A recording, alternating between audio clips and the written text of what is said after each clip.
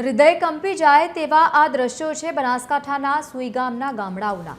ભારે વરસાદ બાદ સુઈગામ પંથકમાં અનેક ગામડાઓ હજુ પણ પાણીમાં ગરકાવ છે। ઘરોમાં હજુ પણ પાણી ભરાયેલા છે। 5 દિવસ વીતી ગયા છતાં પણ પાણી હજુ નથી ઓસર્યા। લોકો ઘર વિહોણા થયા છે।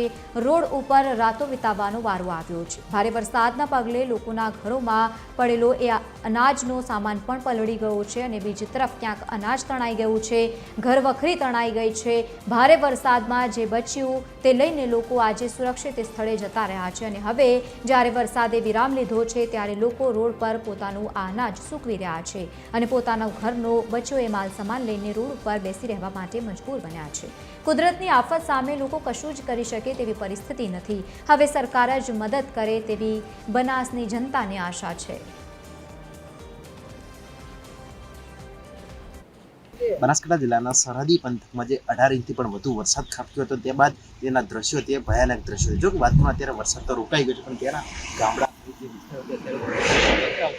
ઘણા જે પરિવાર હતા જે ગામડામાં રહેતા હતા તે પરિવાર અત્યારે તો રોડ ઉપર આવી ગયા છે કેમ કે જે પોતાના ઘર હતા એ ઘરોમાં અત્યારે તો પાણી ભરાઈ ગયા તેના કારણે જે પરિવાર હતી રોડ એક પરિવાર છે ત્યારે પોતાના ઘર સામાન લઈ અત્યારે પોતાના પરિવાર સાથે રોડ ઉપર આવી બેઠો છે કેમ કે પોતાના ઘરમાં ઘૂંટણથી પણ વધારે પાણી ભરાઈ જતા અત્યારે પરિવાર પણ મુશ્કેલીમાં મુકાય છે અને જે પોતાના ઘરનું અનાજ સહિત ચીજ વસ્તુ હતું તે અત્યારે લઈ પોતાનો પરિવાર પોતાના રોડ ઉપર આવી બેઠો છે। એટલે ક્યાંક ને ક્યાંક આ પરિવાર પણ મુશ્કેલીમાં છે તો આ પરિવાર જોઈ શકો પોતાનું જે અનાજ હતું એ અત્યારે તો સાફ કરીને સૂકવી રહ્યું છે કેમ કે જે અનાજ સહિત ચીજ વસ્તુ તો ઘરનું તે અત્યારે તો પલળી ગયું છે।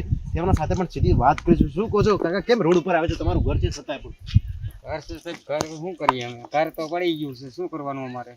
બરોબર, આ બાજુ બચ્ચાના છોકરાને હાથવા તો કરીને અમારે બરોબર આ અનાજ હતું, અનાજ અમે માંડ કાઢ્યું છે, અમે માંડ બચ્યા છે લ્યો ને। પાણી સાથે અમે હતું, રાતે 11 વાગે પાણી આવેલું, નહીં લાઇટ નહીં કાંઈ અમારી પાસે નહીં આધાર, કોઈ માણસ અમને કોઈ કાંઈ સપોર્ટ આપ્યો નથી। અમે અમારી રીતે નીકળ્યા અહીંયા પછી સામાન તો બીજે દી અમે સવારમાં કાઢ્યો છે ચા પાણી કરવા, પછી કોઈ વસ્તુ અમારી પાસે નથી। પછી અમે ગયા અંદર, ઓલી કોઈ લોક મારેલો, લોક ખોલીને અંદર અમે ગયા, બધું કાઢ્યું।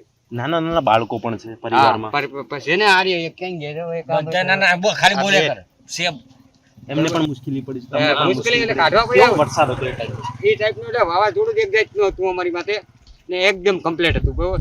હવે અમારે વાવાઝોડાનું પવનનું નીકળવું કેમ, પછી આખી રાત જો એ પતરા પડ્યા ફૂટી ગયેલા, એની નીચે અમે બેઠા ઢોલિયા ધારીને 2 ઢોલિયા ચડાવ્યા હતા, એક અત્યારે અમે કાઢ્યા કાલે।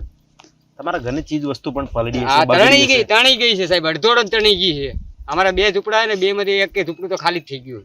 હાલ કેવી હાલત છે તમારી? અત્યારે ખરાબ હાવ, અમારી પાસે કોઈ જાતની સપોર્ટ અમને કોઈ કઈ છે નહીં અમારી પાસે, જો આ પડ્યું ને એમને જ છે, કોઈ કઈક વસ્તુ અમને મળતી। હાલ તો આ પરિવાર રોડ ઉપર છે, જે વધેલું વસ્તુ છે પોતાનું સાફ કરી અને સૂકવી રહ્યું છે। મહિલા પણ જોઈ શકો, મહિલાઓ પણ જે ઘરની ચીજ વસ્તુ તે સૂકવી રહી, પરિવાર એટલો મુશ્કેલીમાં છે જે પોતાની ચીજ વસ્તુ અત્યારે રોડ ઉપર લઈ ગોદડા હોય, ખાટલા સહિત કે ચીજ વસ્તુ સહિત ને હાલ તો રોડ ઉપર રાઈટાણ કરી છે કેમ કે પોતાના ઘરમાં અત્યારે ઘૂંટણ સમાનથી પણ વધારે પાણી છે। એટલે હાલ તો પરિવાર પણ મુશ્કેલીમાં છે અને પરિવારની મદદ પણ નથી। પરિવાર પોતાનું જીવન અત્યારે રોડ ઉપર જીવવા મજબૂર બન્યું છે।